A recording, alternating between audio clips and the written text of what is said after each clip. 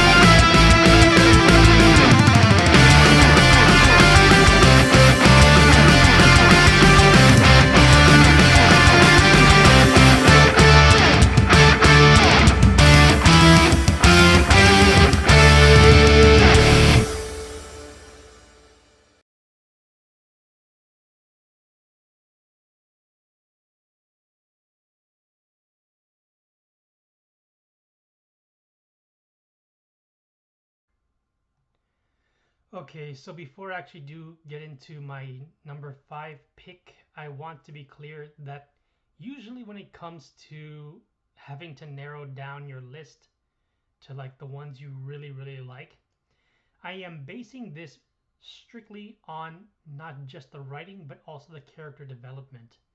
Now, I will admit that when it comes to the Power Ranger franchise, there are times where the writing does feel weak on certain episodes, and fans have been quick to take note of certain things.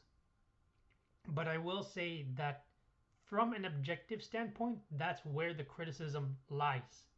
It is not always consistent in terms of the writing. Subjectively, on the writing side, that's where I would be a bit more lenient, as some people would. Now, are there episodes that I might likely pick that are on the bottom of my top 10 that others like or dislike? Absolutely. Depends on who you ask. That is how it works. Now, with that part out of the way, coming in at my bottom 5 is episode 20, Quantum Secrets. This episode aired on June 16, 2001. Now, before I actually give the quick summary of this, I do want to point out that this episode was in memoriam to the costume designer and makeup artist Uchiyama Minoru-san. Now, on the Wikipedia page, which I'm sort of reading from here, they mentioned that he was the costume designer and makeup artist for various Super Sentai series, which does mean that roughly after this recording, I'm going to have to look it up and then make note of it towards the end.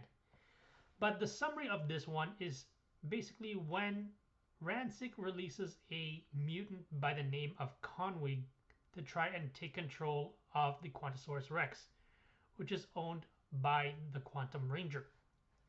Now, what I find really amusing is the fact that, give me 1 second here, I just need to open up another tab. Oh yeah, when it started, Nadira points out that with regards to Conwig, that that Conwig is explaining to Rancic his plan of trying to take control of the Quantosaurus Rex. Then Nadira tries to berate Conwig in saying the obvious fact that the Q-Rex is only controlled by the Quantum Ranger. And then Conwig pulls out a mask of sorts, and this mask allows him to replicate voices.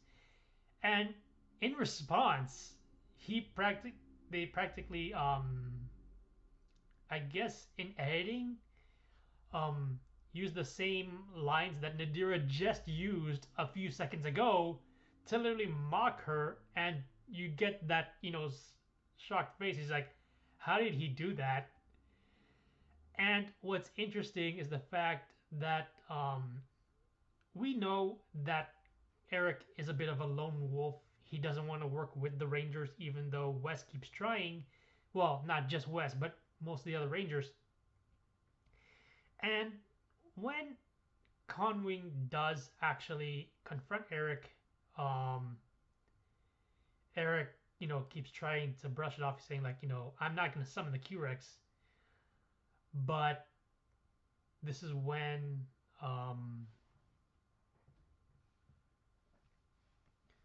basically Conway realizes that he tries to manipulate Eric into trying to summon it. He eventually does, because that's when he does the mask thing. And he's like, oh, wait, right, I forgot.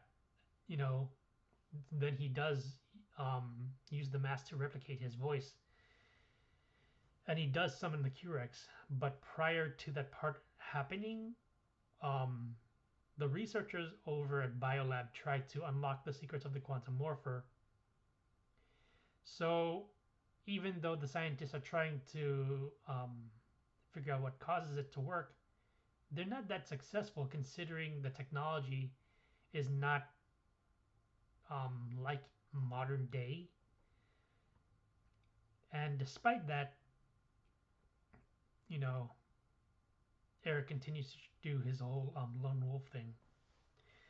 But what does happen again later on is the fact that the Q-Rex does get summoned, and the Rangers do have to stop it from trying to destroy things. So they then summon the Time Shadow. That unfortunately doesn't work. But this is where things get interesting, and I will point out that in my video for my top 10 episodes for Lightspeed Rescue, that the term Mega Battle, I gotta stress it again, but I do bring it up in my Lightspeed Rescue video. Mega Battle is never, ever mentioned again, because Time Force is the final time that term is used. Seriously, I dare you to ask any Ranger fan How many times is the term Mega Battle used? And I can tell you this, I'm not the only one who notices this, because some of us pay attention to specific details. But anyway, Eric's power does start to deplete a little bit, and we find out that the mysterious benefactor over in the future does bring up, the transmission and summons the Mega Battle. So this is basically sent to Eric, and eventually he does use it to take out a bunch of Cyclobots. In addition, instead of the Rangers taking down Conwing, it is Eric using his Mega Battle to take him out. In addition to that, there is actually a young girl who does visit Eric, and he does kind of warm up a little bit. And the girl does try to save the pet birds that Eric owns. And I'm kind of jumping a little bit ahead, but there is a point where Conwig does try to attack the young girl, and he asks her, but who's going to save you, because the girl's trying to save the birds. And then that's when Eric, using his Mega Battle, confronts Conwig and then uses it to basically shrink him back down to size. So Eric does indirectly help the Rangers take down this mutant. And what happens, of course, is that when Eric does go back to his own place, he's trying to find his birds. And he thanks the young girl to, for saving them.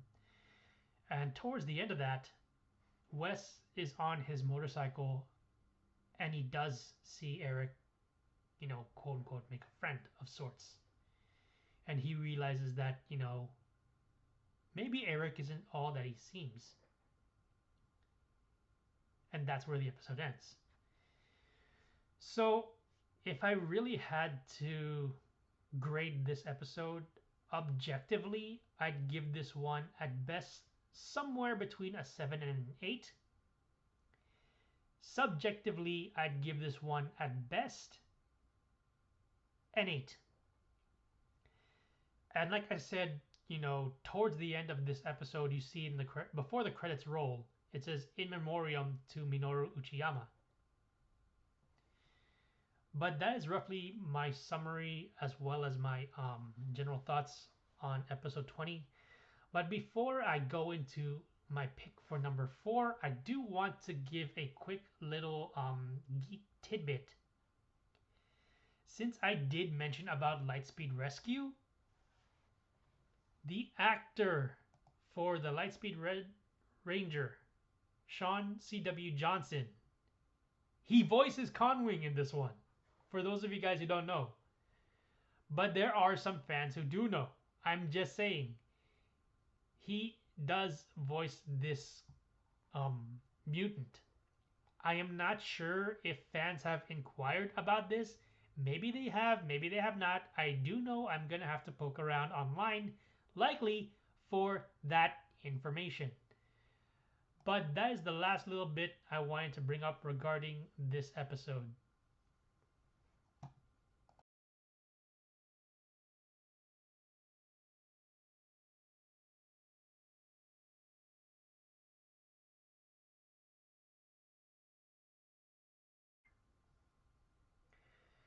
Okay, coming in at number 4, I'm gonna have to go with the episode prior to number 20, which was 19.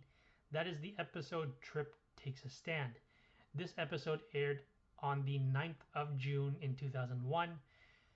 I do want to point out here that I did get a chance to meet with Kevin, who is the actor who is the Green Time Force Ranger. I will admit that I don't remember most of the questions I did ask him, but I did inquire about what was the process like. I do recall asking him a little bit about a particular two-parter episode where they do fight a monster that does deal with cinematography and all that.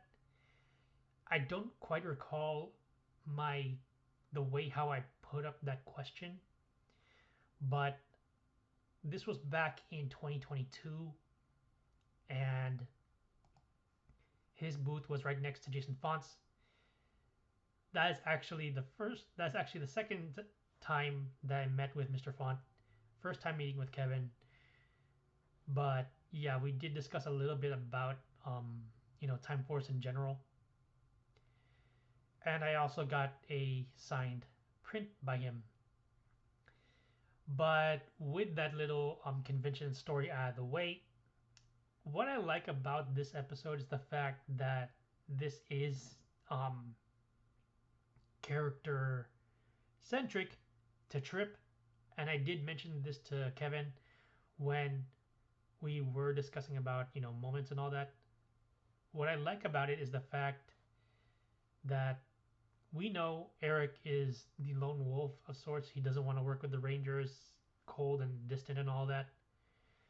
But the interesting thing here is that we have a mutant by the name of Noticon released by Frax. And Noticon is actually not like the other mutants. He doesn't want to destroy things. But Frax puts a device on him to try and control him. And when Trip learns about what Noticon was frozen for, he was just a thief. But he was acting on his natural instincts because, he wanted something to eat. The two actually form an understanding because both of them are different, because of their appearance and all that. Not only that, but the people were also frightened because they saw him as just a general monster. Now, when Eric tries to take him out, Noticon, out of prejudice, Trip then eventually stands up to Eric. And I roughly remember the exchange between the two. But what I do roughly recall, I'm going to paraphrase here. Trip is telling Eric, you want to destroy him just because he's different from you, because he looks different. And he's like, if that's the case, and it's at this point where he removes the hat, then you may as well destroy me too. And the other Rangers are asking Trip, like, what are you doing? And Wes is trying to tell Eric, to reconsider. Eventually, Eric does fire, but he intentionally misses. And he just simply says, there must be something wrong with this thing. So eventually, the Rangers do have to confront Noticon because Frax is still controlling him from that device that he attached to his body. And eventually, Trip is the one who has to do the mercy killing, in this case, to put him back into frozen stasis. Because he is looking at Trip, I mean, literally, when they're fighting in the Megazord, and he is begging him, end this, please. And Trip does so. So, what is really good about this episode, why I have it as number 4 on my list instead of 3, mainly has to do with the writing. And there are times where the Sentai counterpart, I'm gonna have to split hairs here, unfortunately, for an objective reason. There are times, let's not kid ourselves, ladies and gentlemen, there are times Japan does do this better. Now, there are times that Americans do have people who do almost mirror the same way Sentai does this. I will say this with regards to the cast and crew. It is practically lightning in a bottle. They did have the right people for the roles. They also had the right people for makeup, as well as, production and everything else. And writing. They had the right people to do this well, which is why this season is so well regarded. So, with those tidbits out of the way, objectively, I'm giving this one at best a 9 out of 10. Objectively. Subjectively, however, I'm a little bit, I'd say biased. I'm just giving this one roughly a half a point down, 8.5 out of 10. Objectively, from that viewpoint, I'm giving it 9 out of 10. But overall, it is still a very, very good episode. Don't get me wrong here. But that's just my general thoughts, as well as the summary regarding episode 19, Trip Takes a Stand.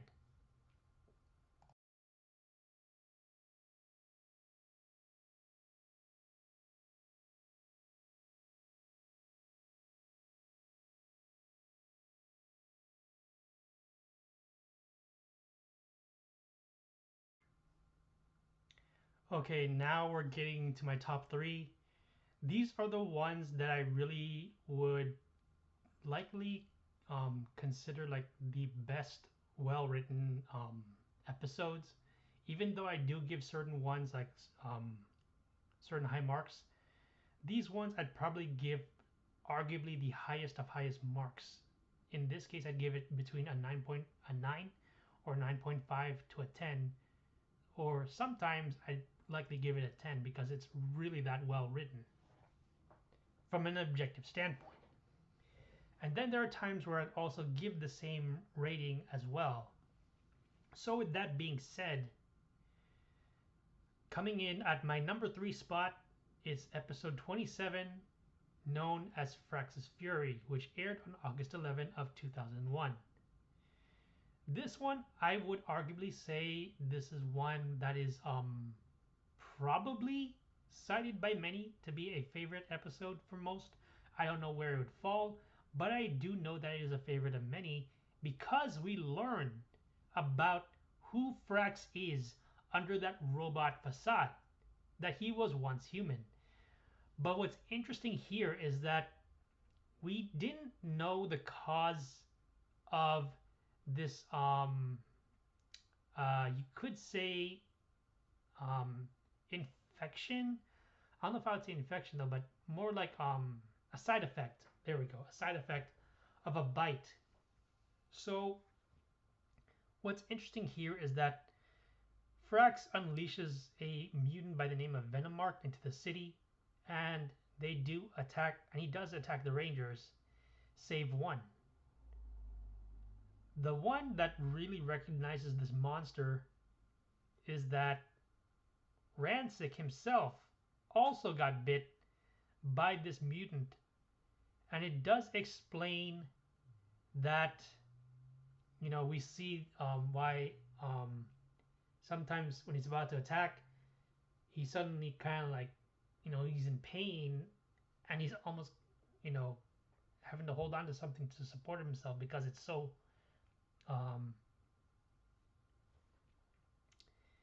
annoying, you could say.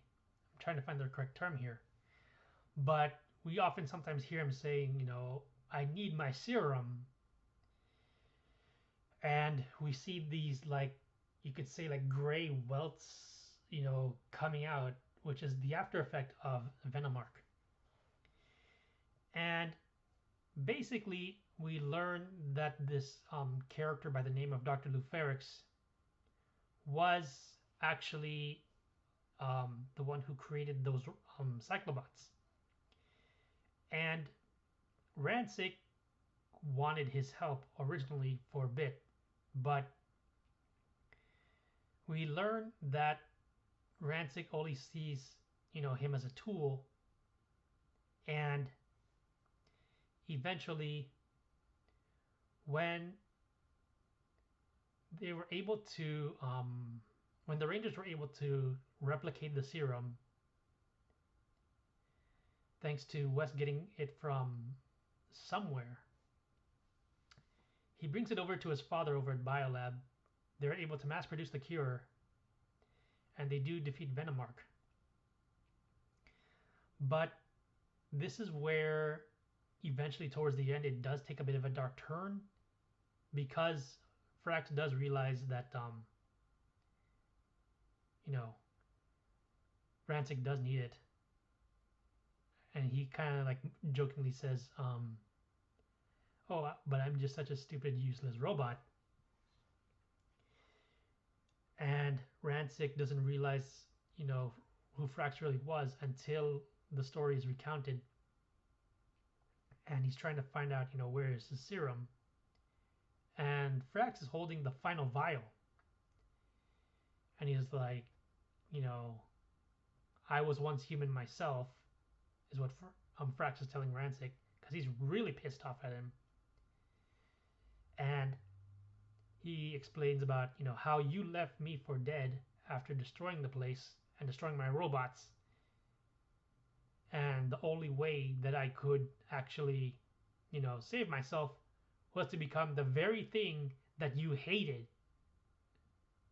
Point blank, that's what he's telling him. And, Frax does get his quote-unquote revenge to an extent by dropping the last vial. But here's what I find a little strange, is that, yes, it's a sci-fi thing, and yes, it's a kid's show, but you kind of gotta wonder, how is it that a hologram is able to hold something that is physical and then drop it? You kind of gotta think, make it make sense a little bit. But anyway, that episode ends where Rancic is again in agony. There's the term I was looking for. I was trying to say the word agony a while ago. But he's in agony. And then, we see the camera go towards the broken vial with the serum already spilled out towards the end. Now, objectively, I'm giving this one at best a 9 out of 10.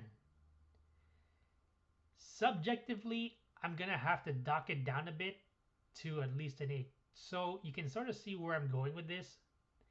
Objectively, some episodes were written a lot better than others. This is definitely one of those times. But that's roughly the summary as well as my general thoughts on episode 27, Frax's Fury.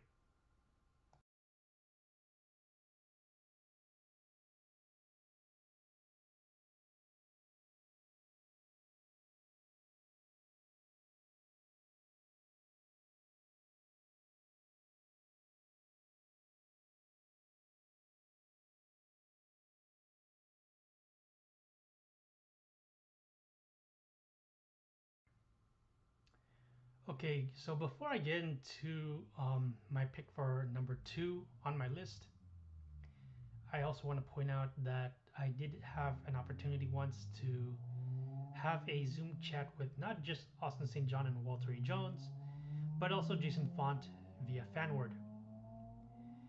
And there is a point where I do inquire about one particular episode from the Destiny arc.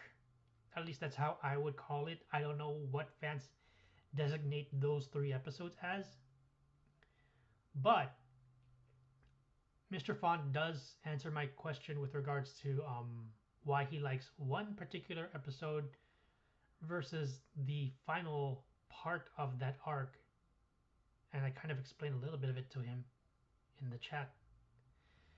And he points out to me that Wes was a bit naive in terms of what it means to be a ranger and all of that, and he did have to grow up. So I do agree with him on that in terms of the character development of his, character Wes. But with that being said, this episode is the third episode because the first two episodes, Force from the Future, was a two-parter. This episode aired back on February 17th. So the mutant criminal that gets released from Ransik is Jatara. And we learn that Ransik has a particular mutation that seems to be going out of control. We learn that there's a certain medication that he does use in order to keep it in check. Now, I will admit that this episode is way before the episode that I went over with regards to the mutant venom arc. So, time-wise, I'm kind of doing this out of sequence. I get that. So, anyway, this is long before that part.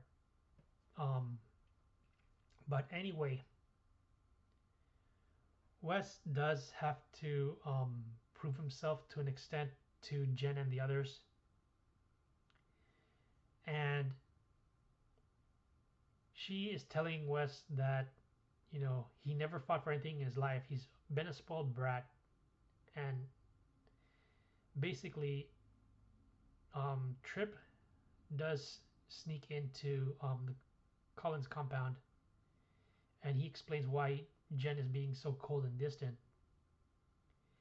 And the fact is that the reason why she's cold toward Wes is because of the fact that he does resemble the fiance of Jen. And then when Wes is asking for some, another chance to help out,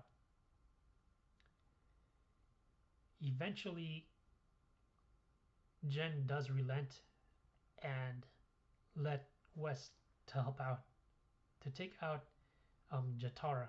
That's the mutant that is in this episode. And eventually Wes does realize, Jen does have a point, and that he needs to try and straighten himself up and take things more seriously.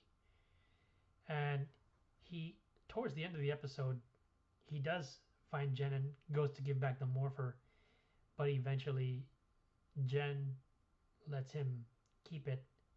And over time, Wes does eventually learn to take things more seriously as the newest member of the team. Overall, if I had to give this one a rating, at best, I'd give this one a 9 out of 10 objectively. Subjectively, I've roughly give it the same way because we learn that despite being a leader, sometimes when it comes to understanding one's character, it does mean that you have to take certain risks in terms of trying to understand things from other perspectives. Knowing when to relinquish, the role to someone else in terms of being a leader, letting someone else lead is part of the process. And one could argue this is what this episode, to an extent, is trying to do. But with that being said, that is roughly the summary as well as my general thoughts on episode 3.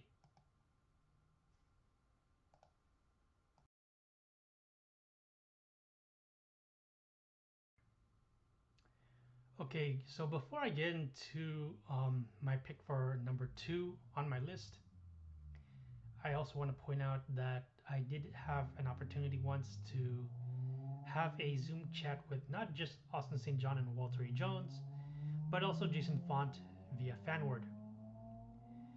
And there is a point where I do inquire about one particular episode from the Destiny arc. At least that's how I would call it. I don't know what fans designate those 3 episodes as. But Mr. Faunt does answer my question with regards to why he likes one particular episode versus the final part of that arc. And I kind of explain a little bit of it to him in the chat. And he points out to me that Wes was a bit naive in terms of what it means to be a ranger and all of that. And he did have to grow up. So I do agree with him on that in terms of the character development of his, character Wes. But with that being said, this episode is the 3rd episode because the first 2 episodes, Force from the Future, was a 2-parter. This episode aired back on February 17. So the mutant criminal that gets released from Ransik is Jatara.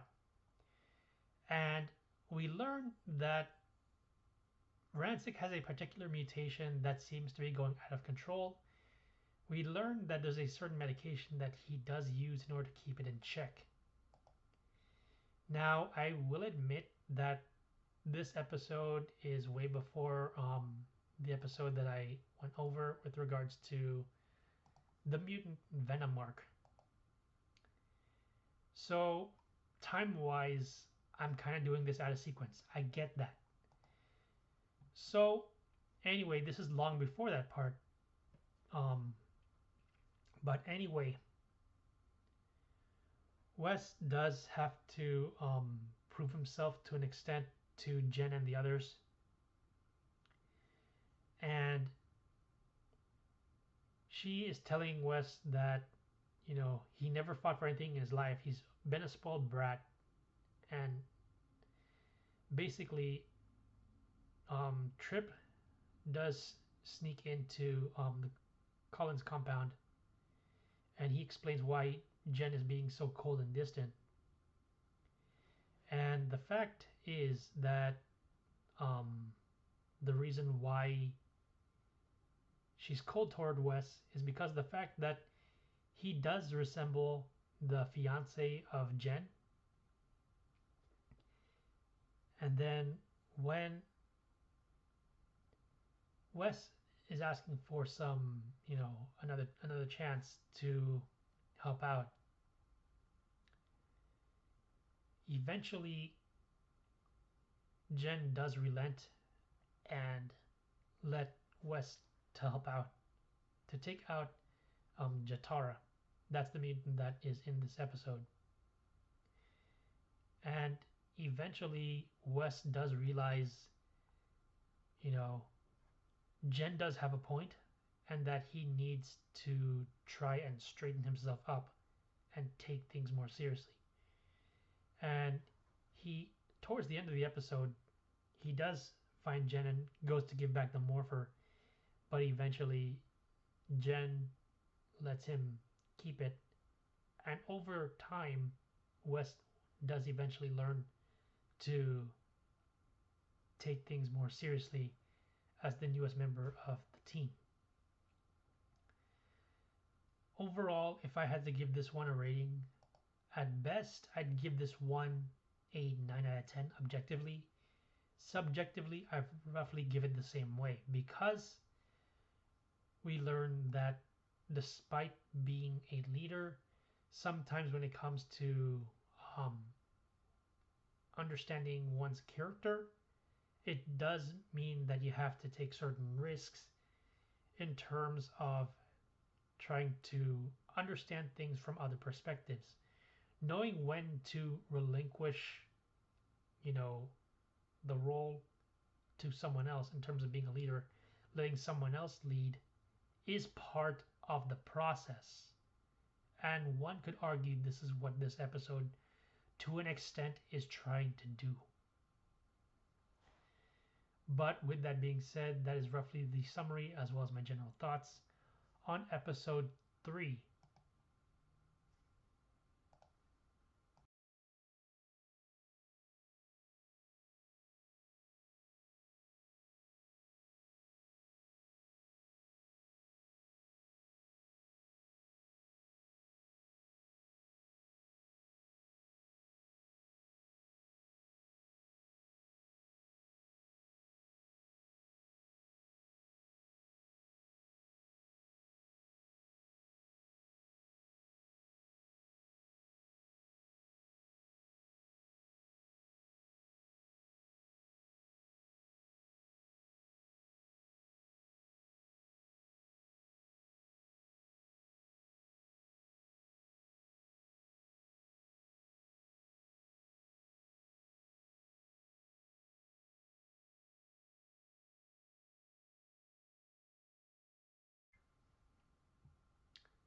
Okay, guys, now we get to my number one pick for this list.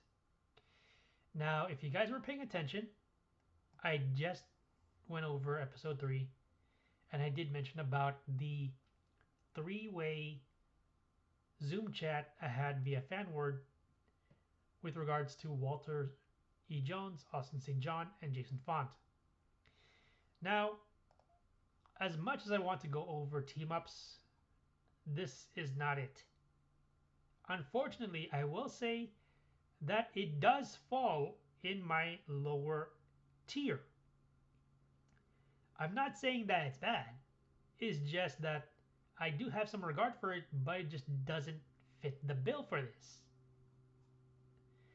Now, with that part out of the way, I do inquire with Mr. Faunt about the Destiny arc, which I did mention in, my pick for my number 2 spot. I mentioned about Fight Against Fate as well as Destiny Defeated. Now, if you guys have watched Power Rangers Playback and are still a member, kudos to you guys. But there is a point where Jason Faunt does go over one of the 3 episodes that make this arc. The episode that he chooses, however, is Fight Against Fate. Also, on top of that, before I go into the final episode of that arc, rest in peace, Edward Lawrence Albert. If you guys don't know, I have made tweets. And I've also done a video. And I also pointed this out to those 3 actors. Edward Lawrence Albert is not just Wes's father. For those of you guys who know about the event of Midway, that was back during World War II, by the way. Edward Lawrence Albert was in the OG, original Midway. If you guys do not know this, let me give you the timestamp. The original Midway, not the modern one. For those of you guys who keep referencing the modern one, let me clarify things for you. The original one that Edward Lawrence Albert was in was back in the 1960s. That is the very first one that covered the event. In addition, Edward Lawrence Albert was also in Spider-Man the Animated Series. He was Matt Murdock, aka Daredevil. For those of you guys who are wondering, I did a video on that. You can click on the link in the description down below. Now, with that part being said, I do agree with Mr. Faunt about his choice for Fight Against Fate. That is the 2nd episode. Now, there is a point where actually I'm going with the episode after this, which is episode 30, Destiny Defeated. Because there is a point where in episode 29, a key point in that one where Dragontron is being used by Frax to try and destroy the city. The Rangers are having trouble with it. Alex does return, and he says that, he barely survived. He tells Jen all this. And of course, he's being a bit of a cold, distant, moron. I'll just put it that way. But anyway, I'm going to reference episode 29 just a little bit, but this is mostly on episode 30. There is a point where it does get referenced where An assistant of Wes's father does mention to Wes that he was at he was over at Biolab. He did see Rancic attack his father, and I love the writing on this arc because Rancic is like, he gets the serum, and Wes's father goes, "If I knew that serum was going to help you, I would have poured it down the drain myself." And Rancic obviously is not surprised at this quote-unquote empty threat, and he points out to his Mr. Collins, you know, you kept trying to take control of your son's life and you threw him out. And Mr. Collins, doesn't deny that. He tells Rancic, "Yes, you're correct. I did push him out of my life. I did try to, control things. But he took control of his own destiny, and I'll always be proud of him for it." And obviously, before Rancic attacks, he's like, "Oh, how touching, the loving father." And then he pulls out his sword and then, shoots an energy blast at him, like damaging him pretty badly. And basically, what happens with episode 30 is that, the leadership of Alex creates a rift between the Rangers, and he's telling Wes, if you do not take over your father's company, your father will die at a specific time. And unfortunately, when the Q-Rex does join the fight against Dragantron with Eric's help, the crystals that are controlled by both the Q-Rex as well as Dragantron do sort of cause an issue. And Frax has a device that causes the energy to be siphoned. So it really disables everything. Not just his robot, but also the Rangers robots. Practically all of them are useless at this point. And, Alex, being so bossy, he's telling the others, "Come on, get up and fight. Don't you care about, what happens in the future?" And then Lucas is so annoyed at this point. He's like, "I've had enough of this." Walks up to Alex and says, and Alex is like, "What are you doing?" And Lucas, point blank tells him the fact, "You are the one who doesn't care about the future." And then Trip, defends Lucas on this, and he says, if you did, you wouldn't have taken Wes's morpher." And Alex, keeps trying to backtrack and defend, his stance. He says, "The team is better this way." Then, obviously,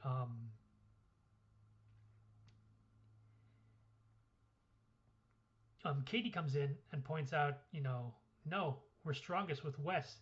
If you were a real leader, you would have seen that." And then finally, Jen stands up and points out to Alex, "Please, try and understand where we're coming from with this." And then Frax is about to try and blast them until Wes comes in and, destroys the device that Frax had made. But prior to that happening, Wes, thinks back on what the assistant said, and then he looks at the pictures when he's back over at the clock tower. And he realizes that, everyone chooses their own destiny, and he goes to, help his friends. So by the time Wes does destroy it, despite Frax trying to blast him, Alex realizes that the Rangers were right. And eventually, he relinquishes the morpher, gives it to Wes, and then eventually Wes comes up with an interesting plan, and when um, Wes decides to use the Megazord to ride the Q-Rex, they eventually do destroy Dragantron using this method. But as a result of this, Mr. Collins is nearly dead when Wes decides to take control of his own destiny. But here's where things get interesting. There is a point where Eric realizes that Wes needs to head back to the hospital, and he gives him a ride. But prior to Mr. Collins dying, Alex somehow gets inside the hospital and helps save him with future technology. So by the time Wes comes back, he thinks his father's dead, but he finds his father in a wheelchair, actually alive. So when Mr. Collins is explaining to Wes that before I died, I saw you and I knew that everything was going to be all right. It took Wes some time to like piece things together, and Mr. Collins is telling Wes, I'm happy that you actually tried to help support the company, but your place is with the Rangers. And so Wes realizes what is really going on, and he goes back right when Alex is about to leave. After Alex, apologizes to the other Rangers. I'm sorry for being hard on you. You all make excellent Rangers. And so when Wes comes in, he's asking Alex, what was it that you said about, tampering with the future? I mean, messing with destiny and all that. And Alex points out to Wes, we all make our own destiny. You taught me that. And so eventually Alex does relinquish his role, lets Wes take control, and heads back to the future. Now, with that part being said, since I did kind of like go over the whole thing and like bounce around in terms of details, there is something interesting though with regards to behind the scenes. I do recall looking it up somewhere as I was watching, but unfortunately the makeup that Mr. Faunt had to use in order to do between Wes as well as Alex, it wasn't just the makeup that was the problem, but also the fact that it took quite a while because he's playing two roles roughly at the same time. So basically the dye that was used to make Alex, it took quite a while to set. So he's constantly in makeup at times though, because they had to wait for Mr. Faunt, as they were dyeing his hair and all of that and letting it set. So the way they're doing the editing between having to shoot between Wes and Alex, I am curious how that happened, but I do know that it does take a lot of time to get that part done. But going back to my Zoom chat that I had with those three actors, I'm looking through my notes because I had to take notes before my membership ended. Mr. Faunt points out that he got to play two characters and that the mixed emotions with how Wes didn't realize that Alex was alive and he was engaged to the girl that he likes, and that regarding those episodes, Wes realized that he had to grow up after realizing the gravity of the situation. I definitely agree with him on that. And the thing that is really great about this is the fact that some of these seasons, most of them point out that they never watched it. Let me be clear. Most of the Ranger actors have never watched some of these other seasons. So when it comes to asking certain questions by certain fans, I gotta be clear. I understand that most of them have never watched it. But the fact that some still bring it up, I'm like, Really? We're going over this again? The reason why I say this is the fact that I have to take a different approach compared to most fans. Why? Because the fact is, you're looking at the timeline. You're looking at to when this began. You also have to deal with the fact the tech that was around during the time, the situation, as well as what they did in order to get to that point.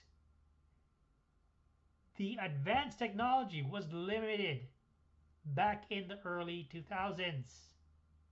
The internet was mid-90s. Let me be clear. The stuff in the 90s, it definitely took its time, but it slowly started to advance as time passed. However, Japan had a way of trying to work around that, which is why